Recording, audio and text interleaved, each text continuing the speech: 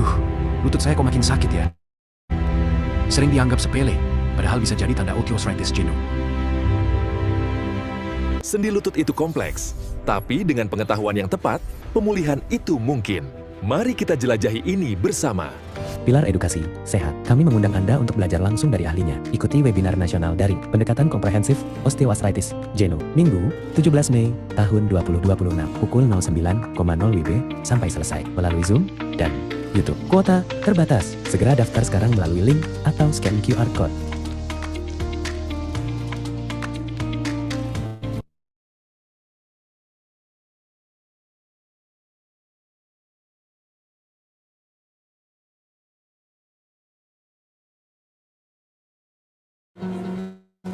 Dalam dunia kesehatan, hubungan kerja bukan sekadar tugas naah, tapi juga kontrak yang harus dipahami.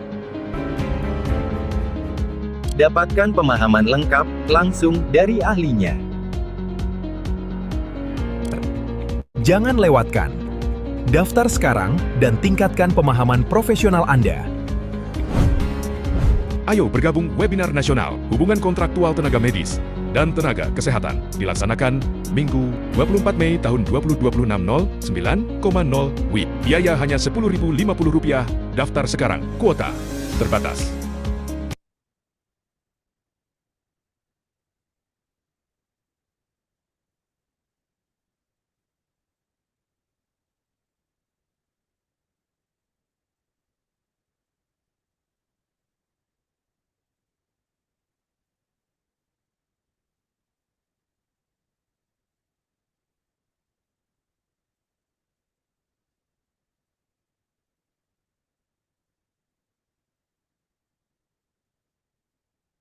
Cek, izin apakah suara saya terdengar dengan jelas?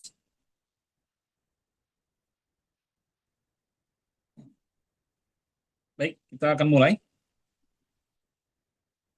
Bismillahirrahmanirrahim. Assalamualaikum warahmatullahi wabarakatuh.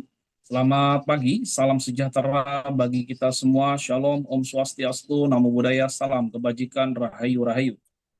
Hari ini bertepatan pada hari Minggu, tanggal 26 April tahun 2026, pada pukul 09.02 waktu Indonesia Barat akan diselenggarakannya kegiatan peningkatan kompetensi sumber daya manusia kesehatan dalam bentuk webinar nasional.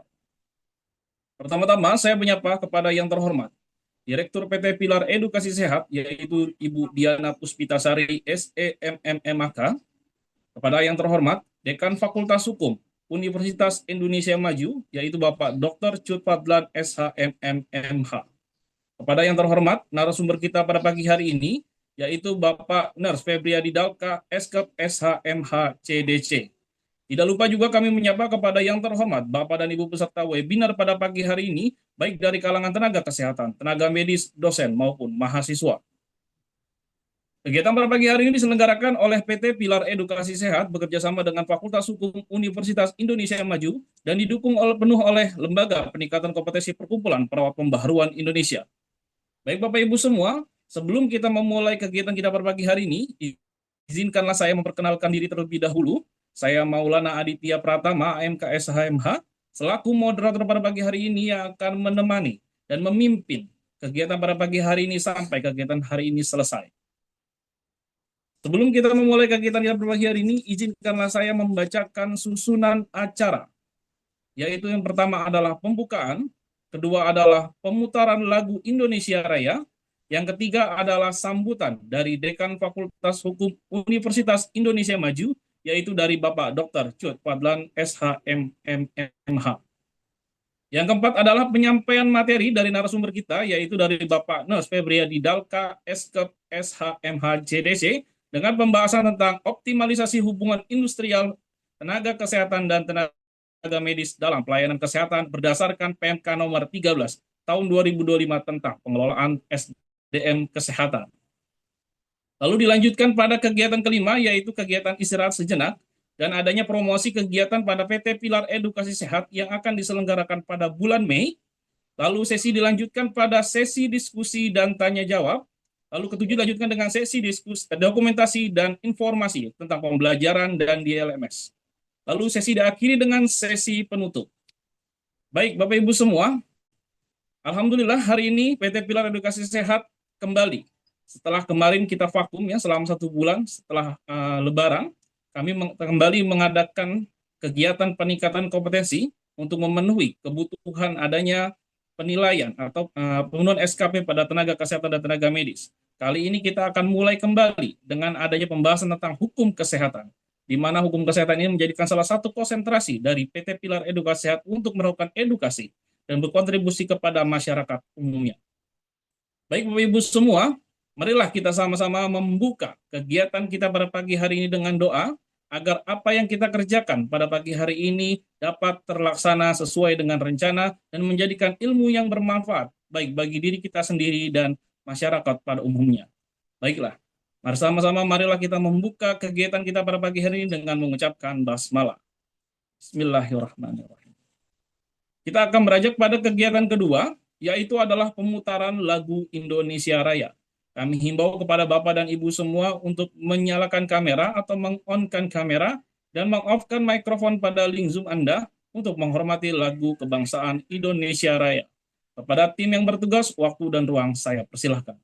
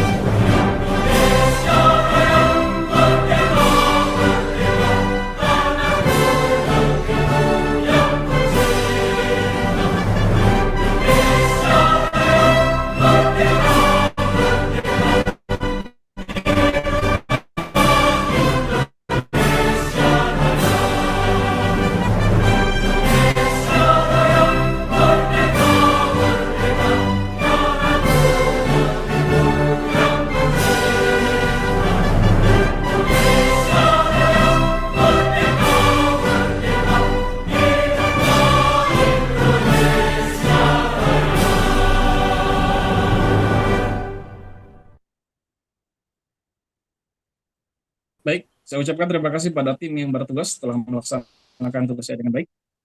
Baik, kita akan beranjak pada kegiatan yang ketiga, yaitu adalah sambutan dari Dekan Fakultas Hukum Universitas Indonesia Maju kepada Dr. Cut Fadlan SHMMMH. Waktu dan ruang saya persilakan. Baik, terima kasih Bapak Moderator. Apakah suara saya terdengar dengan jelas? Sangat terjalan jelas, Pak. Baik, terima kasih. Assalamualaikum warahmatullahi wabarakatuh. Selamat pagi dan salam sejahtera bagi kita semua.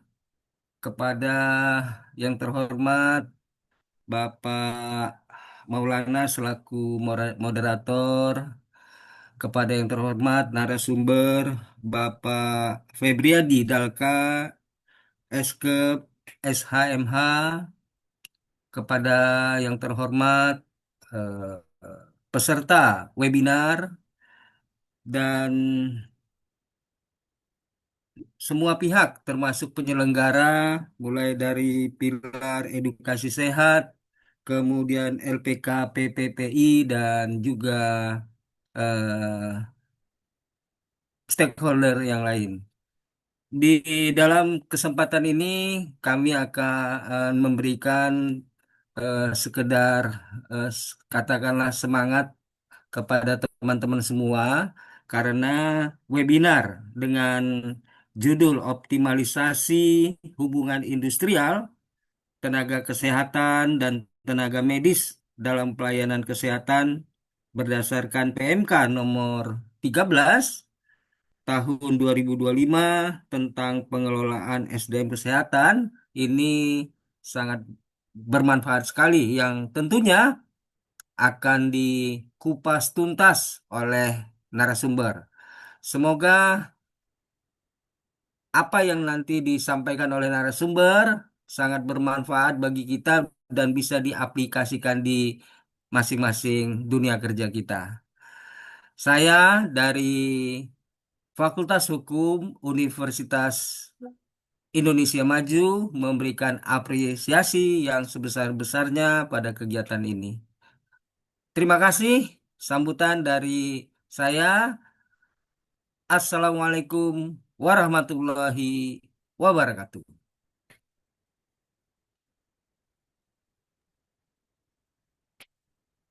Waalaikumsalam warahmatullahi wabarakatuh. Mengucapkan terima kasih atas sambutannya Pak Dekan Fakultas Hukum Universitas Indonesia Maju atas waktunya.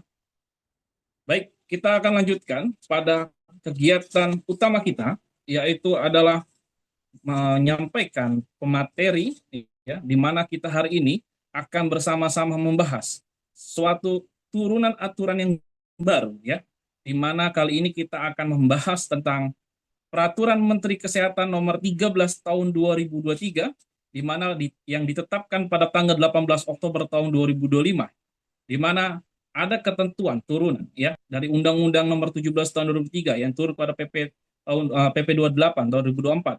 Lalu kali ini ada turunan regulasi yang akan kita terima, sudah kita terima, ya, bersama-sama. Kita akan membahas bagaimana PMK ini telah mengatur, di mana PMK ini telah mengatur tentang perencanaan, pengadaan, pendayagunaan, mutu, dan kesejahteraan tenaga medis maupun tenaga kesehatan. Ada hal yang menarik. Kali ini pemerintah telah mengatur kembali tentang bagaimana ketentuan kesejahteraan pada PMK nomor 13 tahun 2025, di mana PMK ini telah mencabut 61 aturan lama, di mana salah satunya mengatur tentang kesejahteraan. Oleh karena itu, sangat menarik, apalagi di saat ini, dunia kesehatan, di sektor kesehatan, kesejahteraan menjadikan suatu fokus, ya, bagi tenaga kesehatan, tenaga medis untuk diperjuangkan. Banyak sekali kita melihat di media, ya, di daerah-daerah, dari maupun di Sabang ataupun di Timur, banyak kejadian-kejadian yang hari ini menjadikan suatu prihatinan untuk kita sebagai ahli hukum, tenaga kesehatan maupun tenaga medis tentang bagaimana kesejahteraan tenaga medis dan tenaga kesehatan di Indonesia. Baik, hari ini menjadikan hal yang menarik. Kita akan bersama-sama mengupas materi ini tentang bagaimana optimalisasi hubungan industrial tenaga kesehatan tenaga medis berdasarkan PMK nomor 13 tahun 2025. Baik, kita akan sama-sama mendapatkan ilmu dari seorang yang sangat luar biasa. Beliau merupakan salah satu anggota, ya, anggota dari Federasi Serikat Pekerja Medis dan Kesehatan Indonesia, di mana beliau sangat aktif memperjuangkan hak-hak tenaga kesehatan tenaga medis di Indonesia. Banyak sekali kasus-kasus yang ditangani saat ini, sehingga kita harus banyak belajar bersama beliau. Baik, kami sambut kepada Bapak Nurse Febriadi Dalka, Eskep SHMHCDC. Selamat pagi, Pak Dalka. Selamat pagi, Bapak Maulana Aditya. Kabarnya, Pak? Alhamdulillah baik, Pak. Selamat pagi, salam hormat, salam sehat untuk kita semua, Bapak. Siap. Alhamdulillah. Di pagi hari ini, narasumber kita yang kita tunggu-tunggu sudah hadir di tengah-tengah kita. Kami ucapkan terima kasih, Pak, dengan atas kehadirannya di tengah-tengah kesibukan Bapak yang sangat luar biasa. Kami alhamdulillah bisa menghadirkan Bapak kembali bersama PT Pilar Edukasi Sehat yang bekerja sama dengan Fakultas Hukum Universitas Indonesia Maju. Baik, Bapak Dalka, tanpa berlama-lama, saya rasa kalau kita berbicara tentang kesejahteraan, ini hal menjadi poin yang menarik, ya, apalagi di Indonesia, apalagi kita mendengar, ya, dan melihat secara langsung dengan mata kita, ya, banyak kasus-kasus di Sabang, ya, di Aceh, ya, di daerah timur, ya, itu kasus yang sangat luar biasa ya mengenai kesejahteraan. Baik, pada Dalka, sangat ditunggu-tunggu bagi kami semua waktu dan ruang. Saya persilahkan.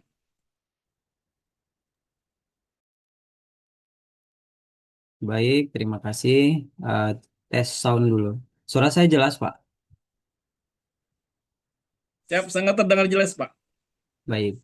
Pertama-tama terima kasih banyak untuk Bapak Maulana Aditya atas pengantar yang luar biasa selaku moderator dan founder daripada Pilar Edukasi Sehat.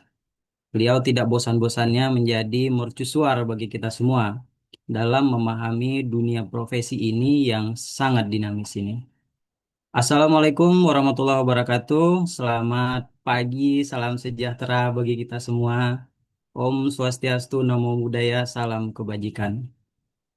Yang terhormat untuk Direktur PT Pilar, yang terhormat juga untuk Direktur LKPPI atau Bapak Ketua Umum dari PPI, yang terhormat Bapak Dekan dari Fakultas Hukum Universitas Indonesia Maju, yang terhormat untuk seluruh peserta, para hadirin yang aktif yang ikut dalam kegiatan kali ini. Saya mendapat kabar terakhir itu bahwa hari ini tuh hari sangat istimewa. Jadi tidak hanya dihadiri oleh rekan-rekan tenaga medis dan tenaga kesehatan pada kegiatan kali ini, tapi juga dihadiri oleh teman-teman mahasiswa. Selamat datang kepada para mahasiswa. Benar ya, Pak? Siap, betul, Pak. Banyak ahli Ya, hukum juga yang baik. hari ini hadir, Pak.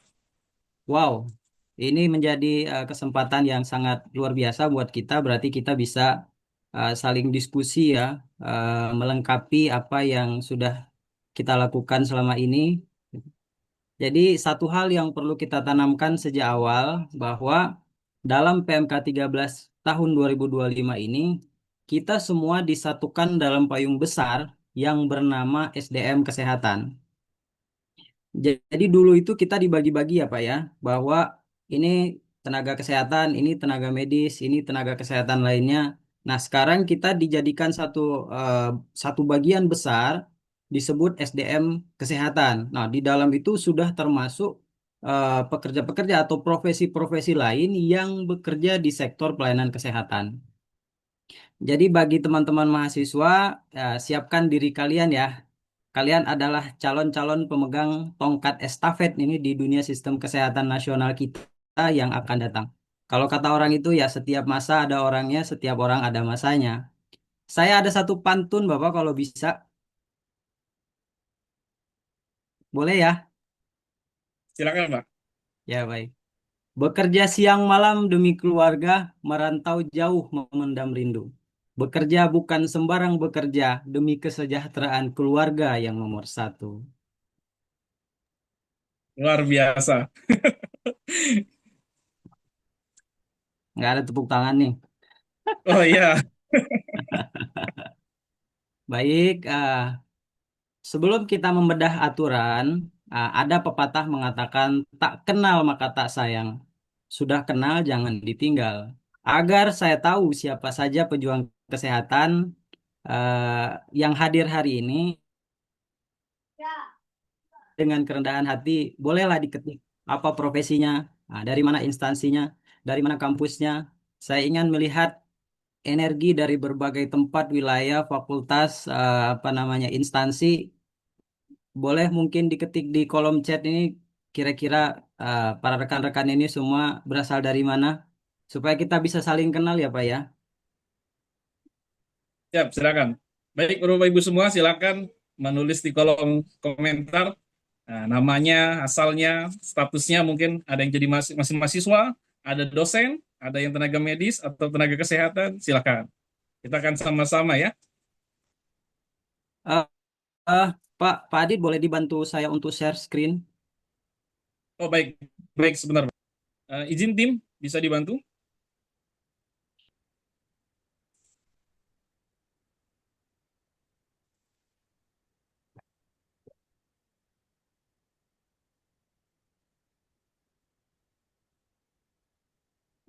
Baik, terima kasih.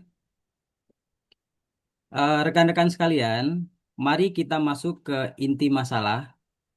Mengapa kira-kira kita perlu bicara hubungan industrial dari sektor kesehatan?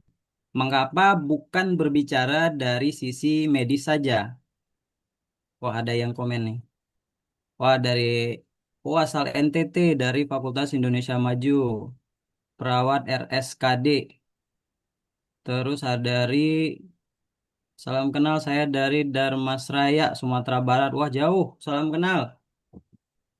Kemudian ada lagi dari RS Karyadi Semarang. Wah, salam kenal Bapak Ibu semuanya. Rumah Sakit Marta, dari Marta dari Jaksel Perawat Klinik. Wah, kita dekat. Kita juga di Jaksel.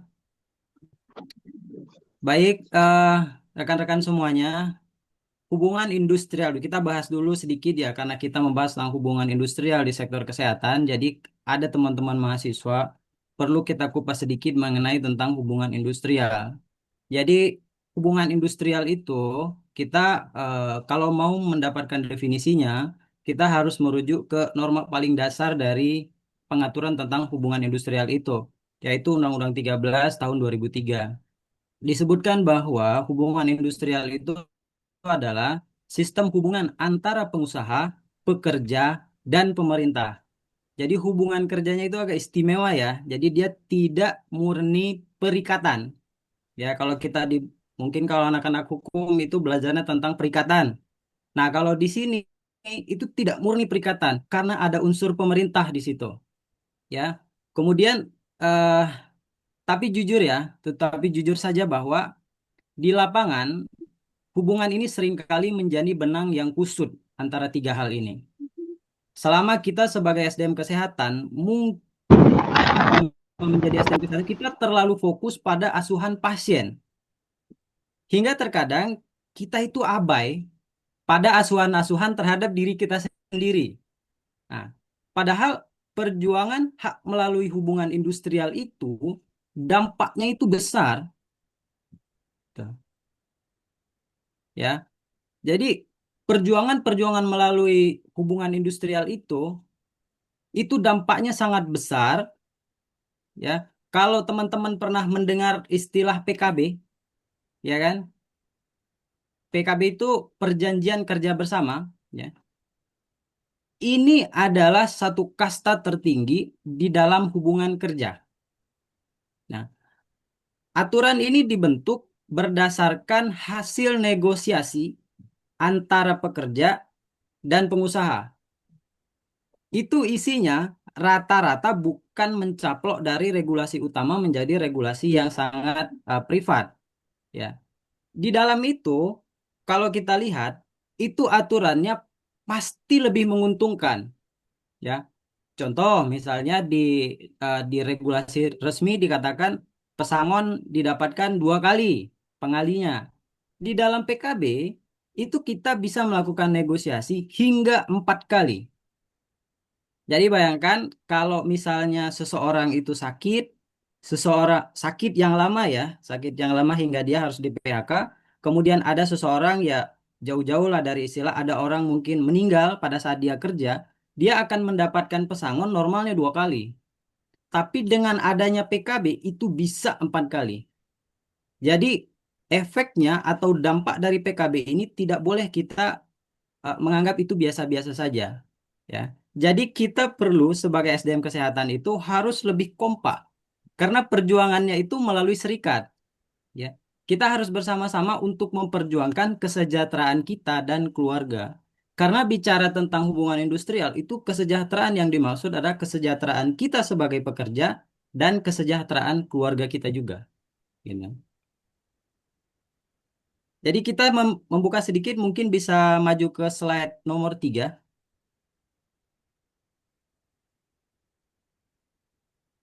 Ya, baik, terima kasih.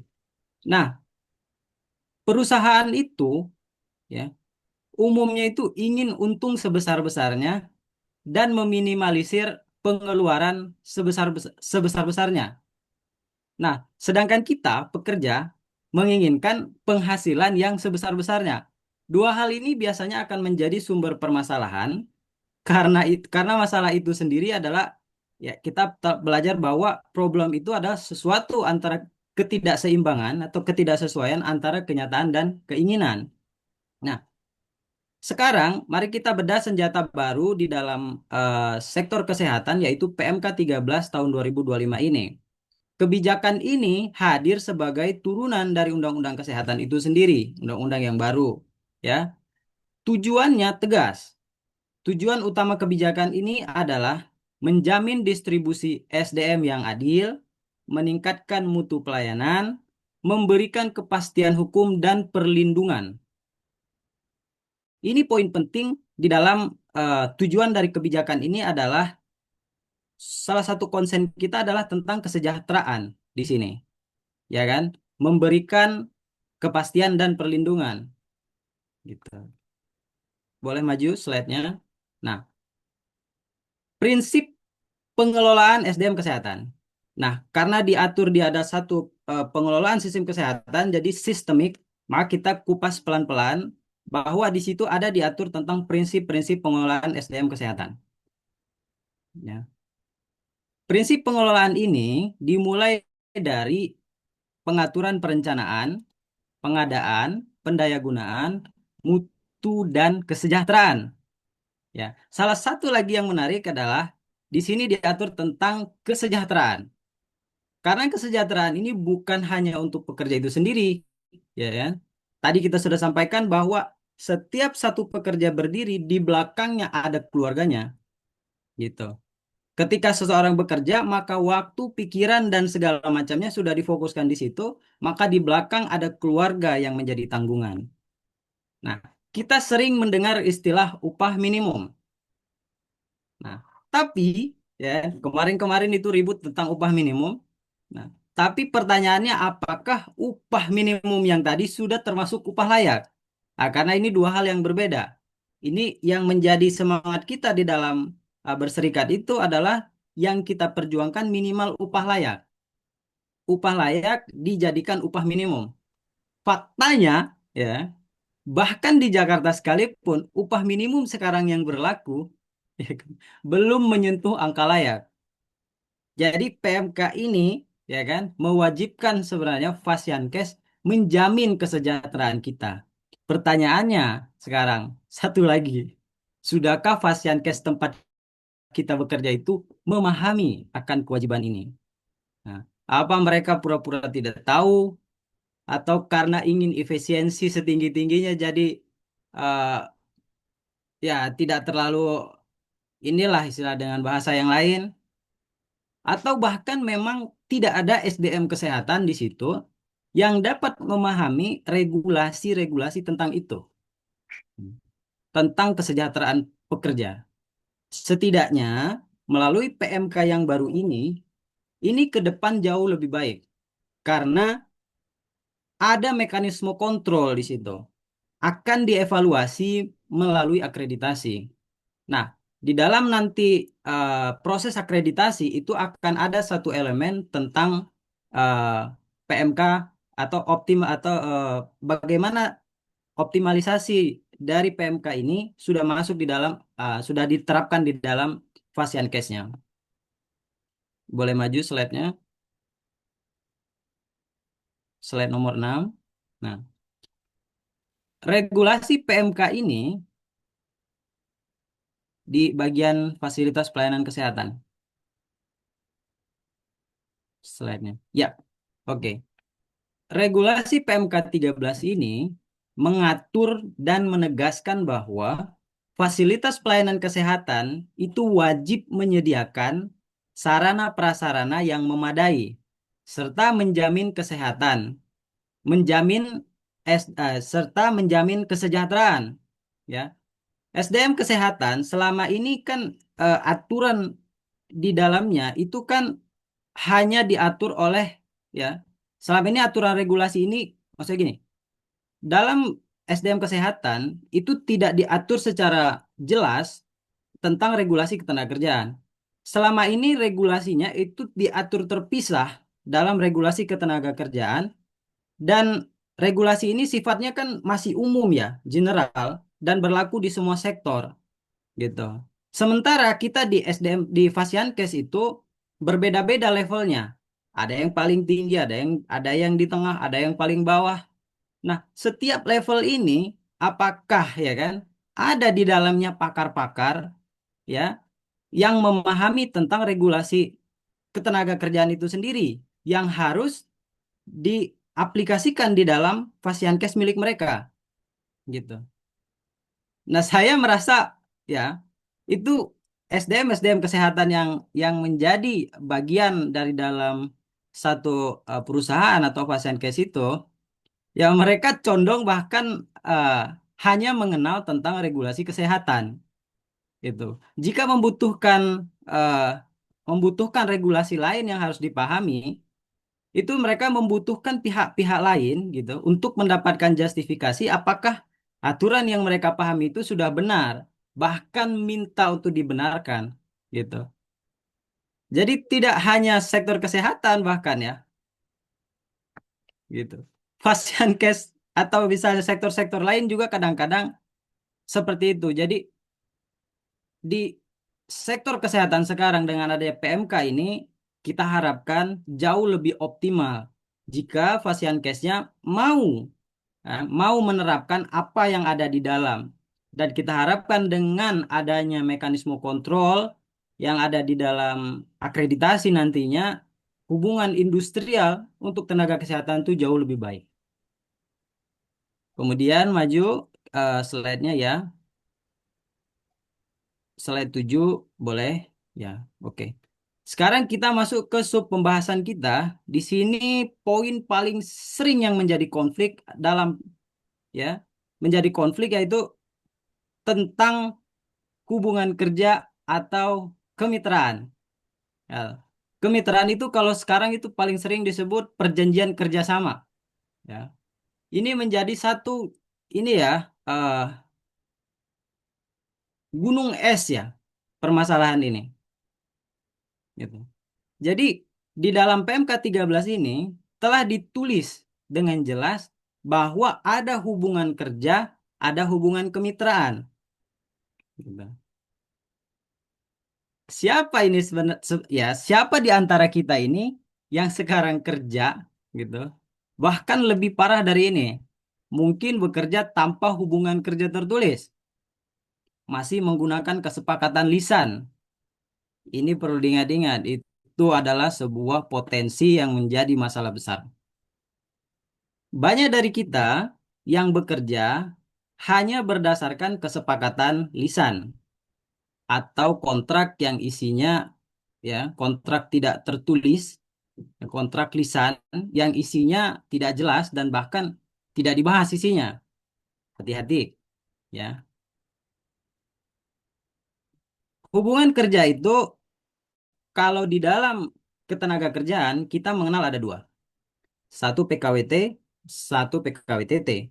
PKWT untuk pekerja kontrak, PKWTT untuk pekerja yang sifatnya tetap. Gitu. Hubungan kemitraan ini sifatnya eh, kerjasama.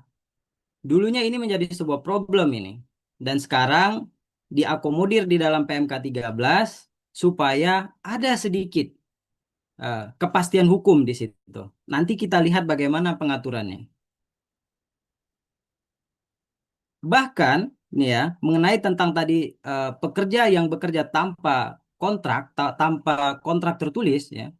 Pekerja perusahaan ini sebenarnya dia harus dilaporkan dan wajib dilaporkan oleh perusahaan kepada Dinas Ketenagakerjaan melalui satu sistem yang namanya WLKP, wajib lapor ketenagakerjaan perusahaan.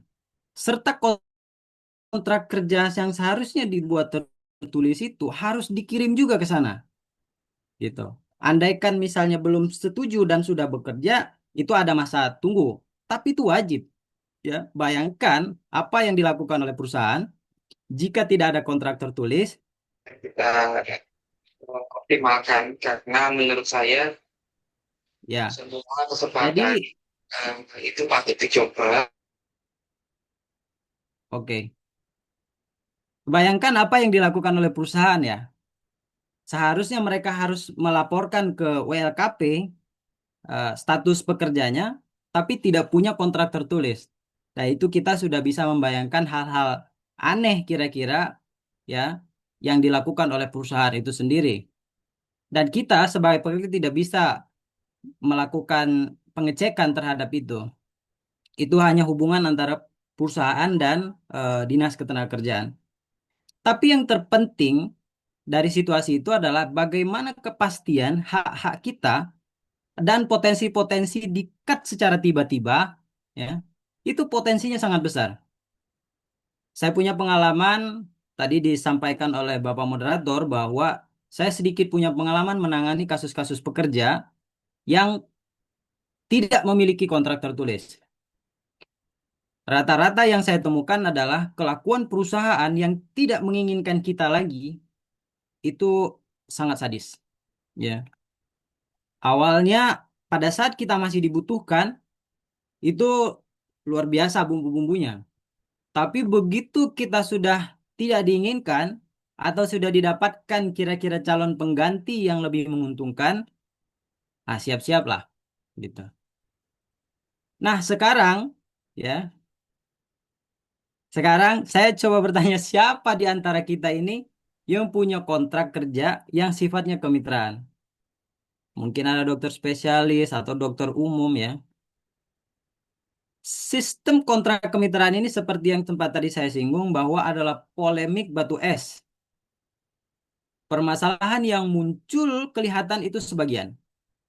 Padahal hampir semua pekerja, hampir ya, pekerja tenaga medis kontraknya adalah kemitraan.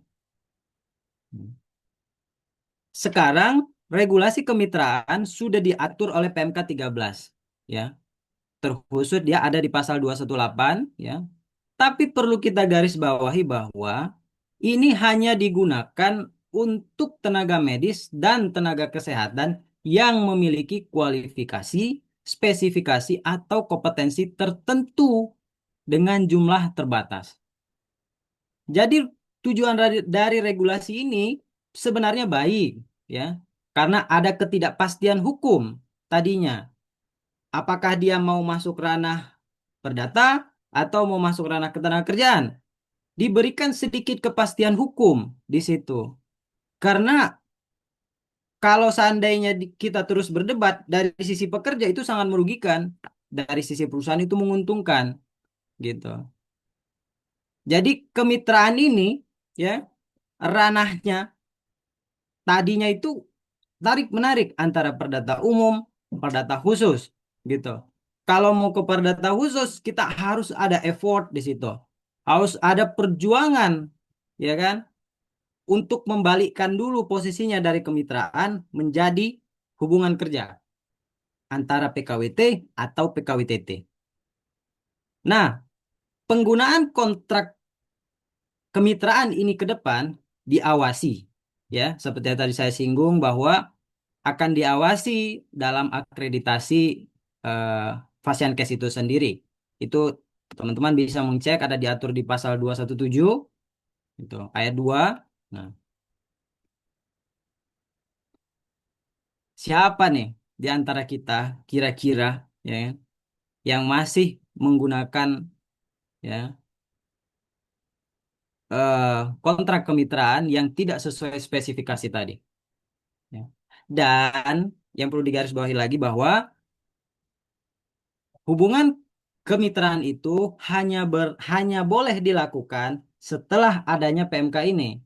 Untuk yang ke belakang, nah itu kita bisa perdebatkan kembali. Semakin bisa kita membuktikan dia jatuhnya ke ketenagakerjaan, maka kita akan mendapatkan hak kita sesuai dengan ketentuan ketenagakerjaan. Gitu. Kalau ada ya di antara kita yang punya kontrak tidak tertulis, hanya sebuah kesepakatan lisan, segeralah buat menjadi tertulis. Hubungan kemitraan ya dalam pengalaman saya itu apalagi yang tidak tertulis ya, kemitraan tidak tertulis. Itu rata-rata itu keberlakuannya itu suka-suka, ya kan? Kadang suka-sukanya si yang ini ya dari pekerjanya atau suka-suka si perusahaan. Jadi ketidakpastian di antara keduanya justru muncul. Misal, perusahaan suka-suka, wah kita udah nggak ada nih, saya butuh ini, banyak alasan efisiensi dan segala macam, gitu. Dia bisa langsung cut. Dari sisi pekerja juga sama. Jadi perusahaan tidak diuntungkan, pekerja juga tidak diuntungkan. Tapi kalau kita membahas tentang kesejahteraan, ini pekerja yang jauh lebih dirugikan, gitu. Pe- Hubungan kemitraan atau atau hubungan kerja yang tidak tertulis, ya, ini rawan sekali, ya kan, diputus kapan saja. Dan itu kalau kita tarik lagi ke kesejahteraan, itu potensinya, ya kan, kita rugi, keluarga rugi, itu besar sekali. Ya, walaupun tadinya itu hubungan kerja yang kita buat tidak tertulis itu sudah memenuhi syarat sah perjanjian, gitu. Nah, ini masih bisa diperdebatkan ke depan, tapi yang perlu kita garis bawahi tadi dari atas bahwa penggunaan kemitraan itu ke depan itu tidak bisa suka-suka hati dan itu dibatasi pada sektor-sektor tertentu, ya. Tidak bisa semua pekerja dalam bidang kesehatan itu dilakukan hubungan kemitraan. Nah, kemitraan itu tadi umumnya itu berlaku kepada SDM kesehatan. Sekarang sudah boleh ke sektor kesehatan atau tenaga lain di bidang kesehatan. Itu sudah boleh dilakukan kemitraan, tapi dengan batas-batas tertentu, ya. Kalau ada di antara kita yang punya hubungan kerja, kesepakatan perjanjian hubungan kerja sama yang masih tidak tertulis membutuhkan, ya kan, satu kepastian harus diapakan, silahkan konsultasikan, ya, konsultasikan, hubungi Pilar, Pak Maulana, ya, beliau dalam bidang kesehatan bisa membantu melakukan konsultasi itu. Kemudian boleh maju slide-nya, mungkin bisa di slide 10 kali, ya. Nah, sekarang kita masuk ke bagian hak, hak. Ya, ya benar. Hak dan kewajiban. Hak dan kewajiban itu dalam PMK ini haruslah seimbang, gitu. Keseimbangan antara fondasi kuat sebuah perusahaan yang akan terus maju dan sustain, gitu. Dia bisa go publik, ya kan? Dan lain-lain itu diperlukan keseimbangan di sini, gitu. Saya pernah mendengar sebuah keresahan yang datang dari teman-teman pengusaha yang mengatakan begini. Pekerja yang pantas dibayar mahal itu adalah pekerja yang memiliki keahlian tertentu, ya. Hanya memiliki keahlian dan sudah benar-benar expert di bidangnya. Dia mampu menghasilkan banyak hal, ya, dan hanya itu yang bisa dibayar tinggi, gitu. Yang tidak memiliki itu tidak boleh dibayar tinggi, gitu. Nah, ini perlu kita luruskan, ya. Mungkin teman-teman nanti dalam eh, mungkin diri sendiri atau mungkin keluarga atau mungkin teman-teman atau mungkin aktif nanti dalam advokasi, gitu, akan menemukan hal-hal seperti ini. Nah, ini perlu kita luruskan bahwa dalam satu perusahaan itu hidup sebuah sistem, gitu. Yang di dalamnya itu terdiri dari komponen dari paling depan hingga paling belakang. Semua bagian itu sama penting. Yang terpenting lagi bahwa pekerja itu memiliki sisi kemanusiaan. Makanya kita kaitkan dengan kesejahteraan. Setiap pekerja itu ada keluarga di belakangnya. Dan pekerja juga butuh istirahat, ya.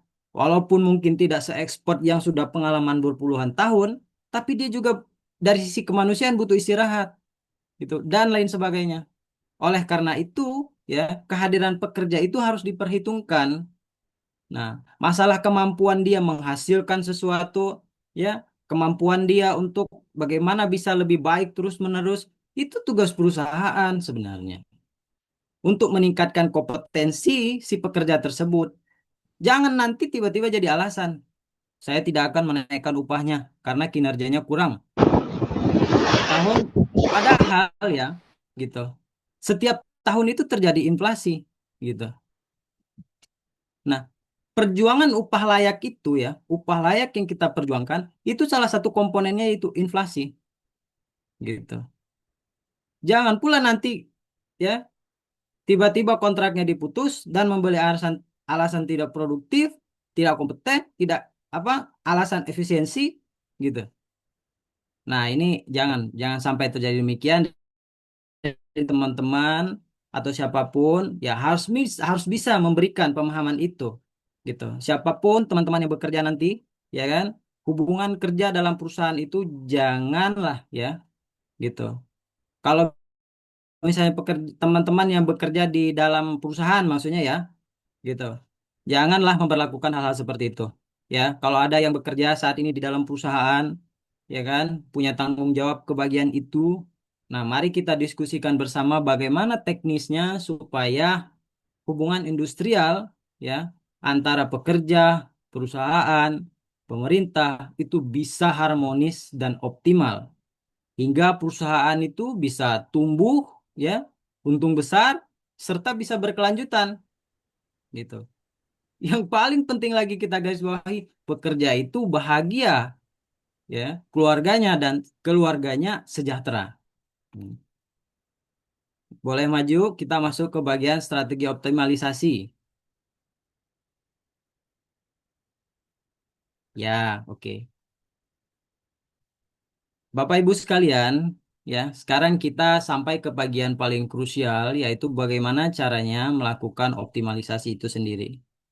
Ya, sebuah strategi optimal, ya, dalam untuk mencapai satu hubungan industrial yang harmonis. Tadi kita sudah membahas masalah-masalahnya. Sekarang kita bicara tentang solusinya. Berdasarkan PMK 13 tahun 2025 ini, ada 3 pilar utama yang menciptakan hubungan industrial yang sehat dan harmonis. Di sini dijelaskan bahwa membangun kepastian hukum, ya, komunikasi efektif, dan perlindungan SDM kesehatan.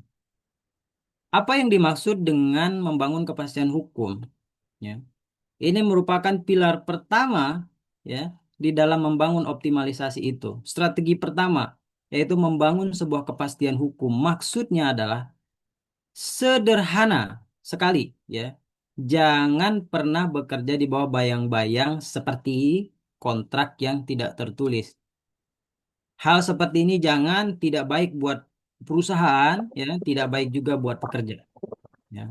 Kemudian yang keduanya di situ dijelaskan tentang komunikasi efektif. Ini merupakan pilar kedua, ya, komunikasi efektif ini. Mengapa ini masuk strategi optimalisasi? Karena 99% atau 90% lah, terlalu tinggi itu 99. 90% yang bisa kita lihat itu, saya mendengar dari kawan-kawan saya pukul rata lah yang saya lihat dan saya dengar bagaimana aksi mogok itu yang terjadi, konflik-konflik itu yang muncul, ya kan? Rata-rata itu tentang sebuah komunikasi. Komunikasi ini bukan tentang berkonfrontasi ya, tapi kita berdialog di situ di mana terdapat transparansi perusahaan. Alasan efisiensi tapi tidak pernah ditunjukkan gitu. Apa yang menjadi alasan efisiensinya? Begitu. Perusahaan lagi merugi, nggak pernah ditunjukkan. Akhirnya apa? Demo. Nah, itu yang Kopras terjadi. Jadi ke yang depan harus kita ingat konjus yang komunikasi efektif itu sangat diperlukan di dalam membangun sebuah ya hubungan industrial yang optimal. Yang ketiga, ada perlindungan SDM kesehatan itu sendiri. Ya, ini adalah pilar terakhir dalam optimalisasi strategi untuk mengoptimalisasinya, gitu, yaitu perlindungan yang di dalam PMK ini disebut di apa? PMK 13 ini telah ditegaskan, ya. Negara menegaskan di sini bahwa Fasiankes itu wajib memberikan perlindungan, bukan hanya perlindungan fisik dari ya perlindungan fisik kita menggunakan APD ya itu untuk supaya tidak terpapar dengan penyakit, tapi perlindungan hukum tentang kesejahteraan juga begitu. Nah, jadi kita mau lanjut ke yang lain, mungkin boleh maju ke slide-nya ke slide 13 mungkin tentang tantangan hubungan industrial ini. Oke. Ada 4 tantangan besar yang harus kita jawab ya di dalam hubungan industrial ini. Gitu. 4 tantangan besar ini ya, ini adalah kerikil dalam sepatu ya bagi kita SDM kesehatan. Yang pertama di situ ada ketidakpastian hukum ya tentang hubungan kerja. hak dan kewajiban kedua belah pihak itu harus dipenuhi gitu supaya bisa optimal untuk sebuah terjadi harmoni di dalam dunia kerja. Dalam kacamata hukum, kalau ini tidak pasti, ya, tantangan ini bisa menjadi bom waktu, ya, tanpa kepastian status hak-hak seperti ya seperti pesangon misalnya, gitu, jaminan hari tua, bahkan perlindungan saat terjadi sengketa. Nah, perlindungan ini diperlukan gitu jika terjadi sengketa. Memang ketika terjadi sengketa antara pekerja dan pengusaha itu jauh jauh ini ya itu sangat tidak optimal. Dari dulu saya sering berdiskusi sama teman-teman bahwa kalau terjadi satu sengketa antara pekerja dan pengusaha ini adalah sesuatu yang tidak equal gitu. Ini pasti nanti pekerja yang akan merugi di sini karena dia tidak punya apa-apa dalam sebuah perjuangan, ya. Nah, tantangan yang kedua adalah ketimpangan upah antar tenaga atau antar SDM kesehatan, ya. Seringkali terjadi, ya, kesenjangan yang sangat jauh antara satu profesi dengan profesi yang lain. Padahal kadangkala beban resikonya itu sama besar atau sama penting gitu. Kesenjangan antar fasiankes swasta besar, fasiankes swasta kecil itu kadang-kadang menjadi sebuah patokan itu dalam sebuah pergerakan pekerja. Nah, apa namanya kita misalnya fasiankes swasta besar, ternyata ada di sebelah atau di yang bisa kita jadikan pedoman atau patokan fasiankesnya kecil tapi kesejahteraannya lebih tinggi ya itu kalau tidak dibuka satu komunikasi yang baik ya, itu akan menjadi sebuah masalah. Nah, ini ada sebuah tantangan buat kita supaya ini bisa diselesaikan gitu. Tantangan yang ketiga yaitu kekerasan di tempat kerja. Ini bukan tentang hanya soal fisik ya, tapi kekerasan verbal juga mental gitu.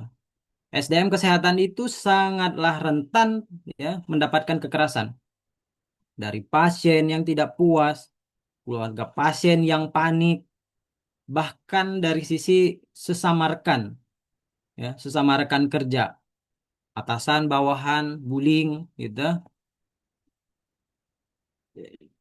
Data-data itu menunjukkan bahwa ya, kesadaran Fasiankes terhadap keamanan pekerjanya itu masih perlu ditingkatkan.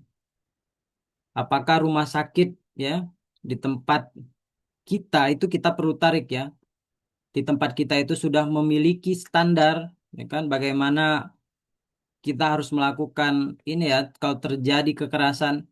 Kalau pengalaman saya lagi itu di bekerja di Fasiankes kesehatan juga saya pernah bekerja bahwa kalau dia rumah sakit atau misalnya Fasiankesnya itu sudah bagus ya bertaraf itu udah internasional atau bahkan nasional dia dia akan melakukan akreditasi yang sangat baik ya bisa akreditasi yang sifatnya internasional.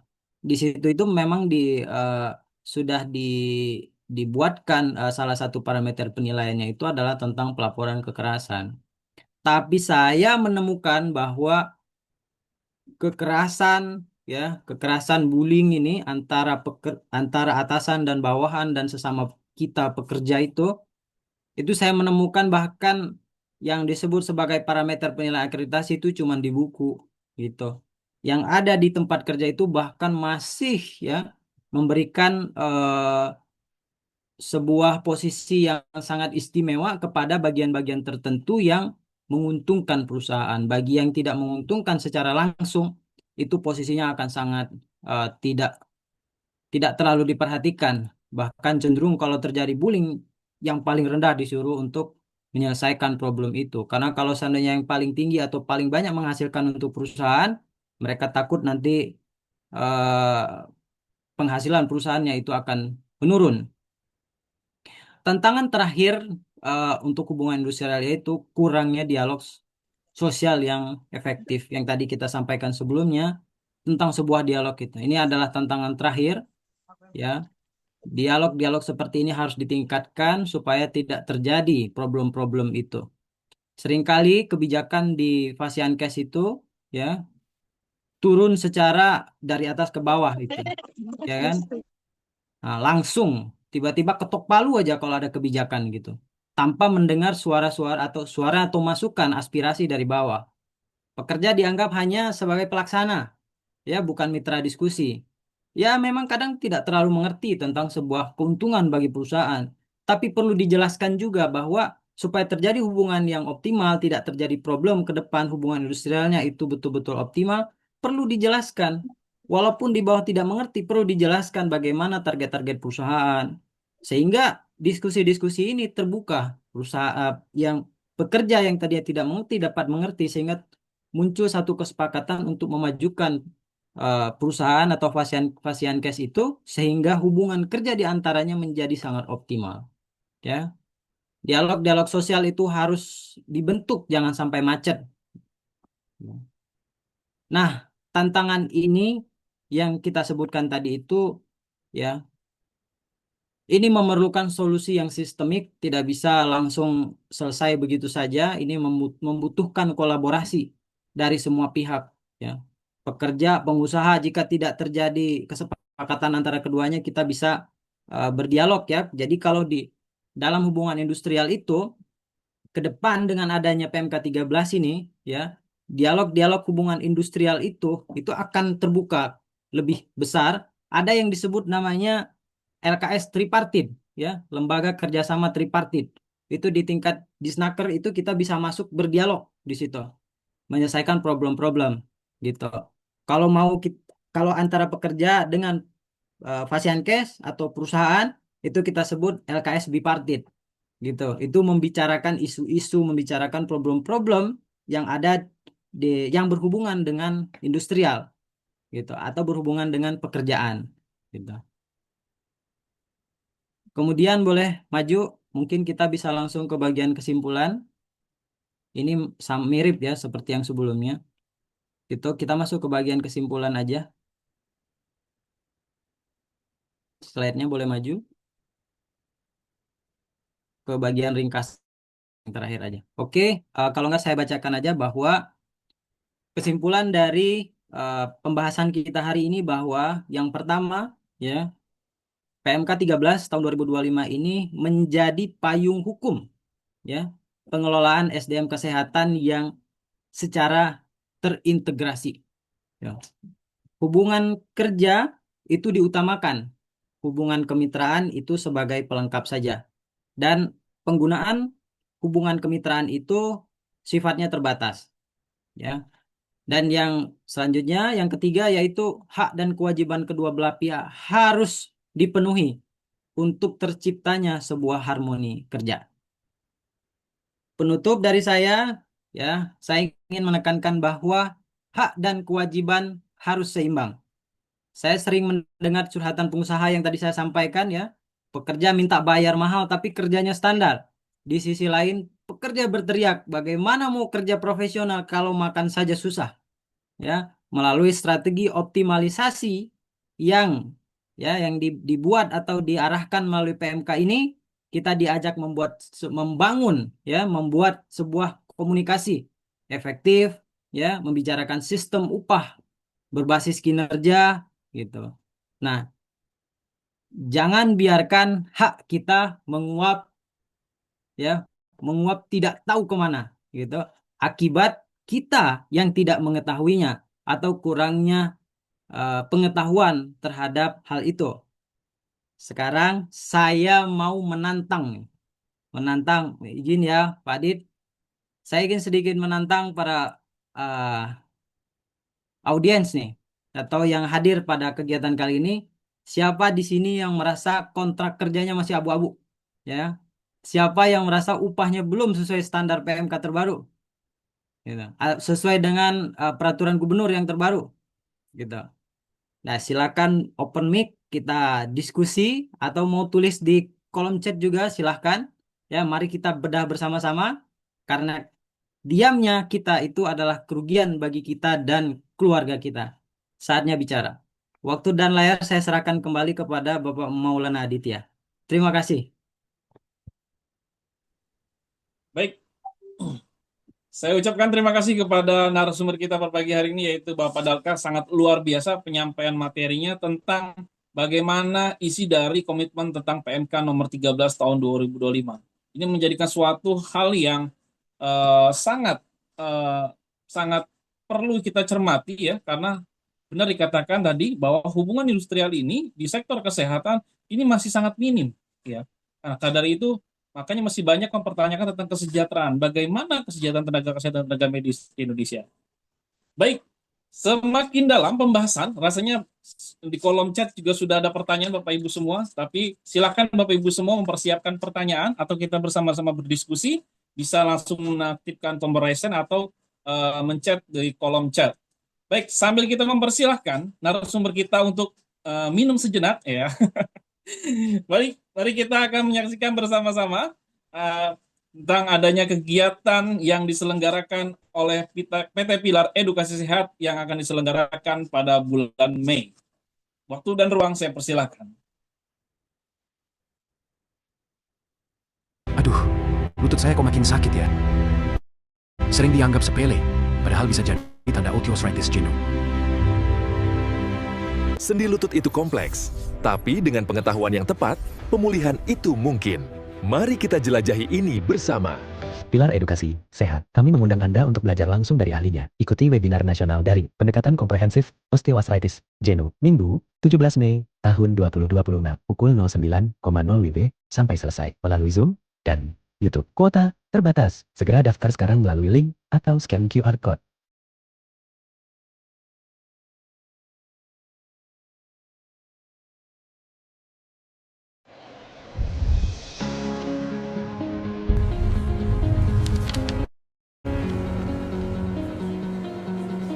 Dalam dunia kesehatan, hubungan kerja bukan sekadar tugas na'a, tapi juga kontrak yang harus dipahami. Dapatkan pemahaman lengkap langsung dari ahlinya. Jangan lewatkan. Daftar sekarang dan tingkatkan pemahaman profesional Anda. Ayo bergabung webinar nasional Hubungan Kontraktual Tenaga Medis dan Tenaga Kesehatan dilaksanakan Minggu 24 Mei tahun 2026 09.00 WIB. Biaya hanya Rp10.050. Daftar sekarang. Kuota terbatas. Dalam tindakan anestesi spinal, komplikasi bisa terjadi kapan saja. Hipotensi, nyeri kepala hebat, hingga kondisi yang mengancam pasien. Tingkatkan kompetensi Anda bersama ahlinya. Pelajari manajemen komplikasi anestesi spinal secara komprehensif dan berbasis evidence. Tentu saja, akan dibahas secara mendalam. Mari bergabung dengan kami. Segera daftarkan diri Anda, Minggu, 31 Mei 2026, pukul 9 WIB. Kuota terbatas. Jangan lewatkan kesempatan ini untuk meningkatkan kompetensi Anda.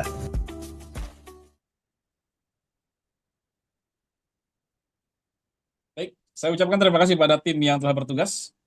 Baik, acara pada hari ini diselenggarakan oleh PT Pilar Edukasi Sehat bekerja sama dengan Fakultas Hukum Universitas Indonesia Maju dan didukung penuh oleh Lembaga Peningkatan Kompetensi Perkumpulan Perawat Pembaharuan Indonesia. Silakan Bapak Ibu semua bergabung pada atau mengikuti kegiatan-kegiatan pada PT Pilar Edukasi Sehat yang akan diselenggarakan pada hari Minggu tanggal 17 Mei tentang pembahasan ilmu ortopedi, yaitu tentang pendekatan komprehensif osteoartritis jenuh, membicarakan tentang diagnosis, tata laksana rehabilitasi medis berbasis evidence based. Lalu juga pada tanggal 24 Mei tahun 2026 ini membicarakan tentang hubungan kontraktual. Tadi setelah disinggung oleh narasumber kita, bagaimana kita di-challenge mempertanyakan apakah masih ada tenaga kesehatan tenaga medis yang kontraknya masih abu-abu. Nah, disinilah di kegiatan bulan Mei tanggal 24 Bapak Ibu semua bisa mengikuti tentang bagaimana hubungan kontraktual tenaga medis dan tenaga kesehatan sebagai tenaga kerja di fasilitas kesehatan. Lalu juga ada kegiatan pada tanggal 31 Mei tahun 2026 tentang berbicara anestesi, ilmu anestesi, yaitu membicarakan tentang judul Manajemen Komplikasi Perioperatif pada Anestesi Spinal. Baik Bapak Ibu semua, kegiatan ini diselenggarakan salah satunya oleh PT Pilar Edukasi Sehat, di mana PT Pilar Edukasi Sehat merupakan perusahaan yang bergerak di bidang peningkatan kompetensi dan pelatihan sumber daya manusia kesehatan secara khususnya, yaitu bicara di bidang disiplin ilmu kesehatan, disiplin hukum kesehatan, dan manajemen kesehatan. Kami mempersilakan kepada Bapak Ibu semua untuk mengenali profil dari PT Pilar Edukasi Sehat di akun media sosial kami, di @pilaredukasisehat, silahkan. Kami informasikan juga, kami membuka ruang kepada Bapak Ibu semua, baik bentuk universitas, mahasiswa, atau perusahaan, atau lembaga organisasi-organisasi, untuk bermitra bersama kami, kita membangun bersama, membuat kegiatan-kegiatan yang sifatnya adalah positif untuk membangun SDM kesehatan di Indonesia. Baik Bapak Ibu semua, sebelum kita masuk pada sesi diskusi, ini sangat menarik, banyak juga yang tadi WA saya pribadi ya, ataupun juga WA ada DM ya di Instagram ya, yang memberikan masukan-masukan ataupun juga pertanyaan-pertanyaan ya. Ini hal menjadi hal menarik karena PMK nomor 13 ini juga menjadikan suatu hal yang sebenarnya krusial ya untuk tenaga kesehatan tenaga medis ya. Apalagi dalam hukum kesehatan ini sebenarnya ada dua sektor ya di sektor kesehatan ini. Pertama, kita membicarakan tentang hukum kesehatan, di mana kita bicara tentang pidana kesehatan ya, penyelesaian sengketa medis ya.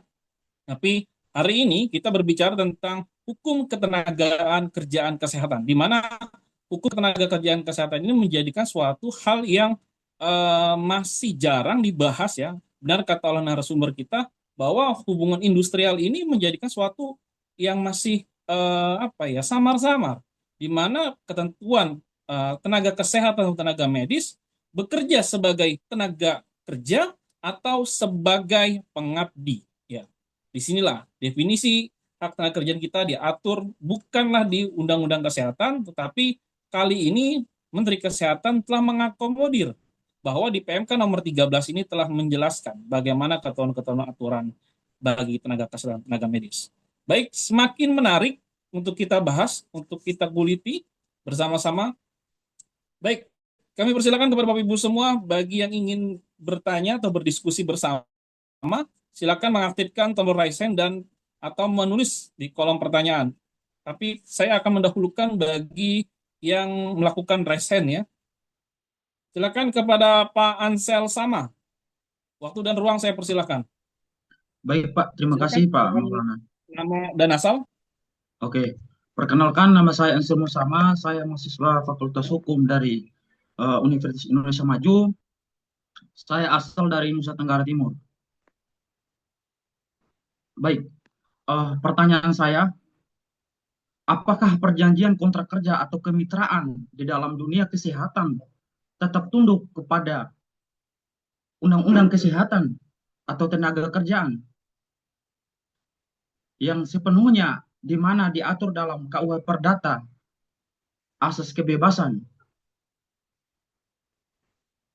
Terus yang kedua, banyak sekali tenaga medis maupun tenaga kesehatan yang ada di beberapa wilayah timur, terutama wilayah NTT sendiri, yang mana kontrak kerja tidak ada perjanjian yang sah, baik instansi swasta maupun instansi pemerintahan.